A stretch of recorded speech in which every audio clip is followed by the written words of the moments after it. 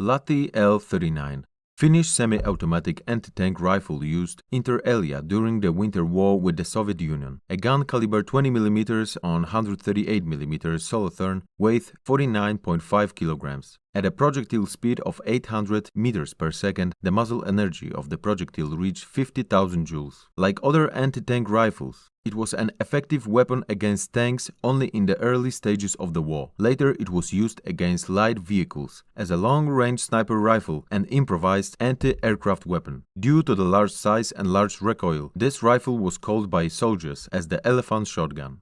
The rifle is a semi-automatic, gas-operated weapon with the piston located beneath the barrel and ammunition feed from detachable, top-mounted magazine with bottom ejection for the spent cartridges. To reduce recoil, the rifle is equipped with a 5-hole muzzle brake and a padded leather recoil pad. The barrel has a wooden jacket to allow transportation after firing has caused the barrel to heat up.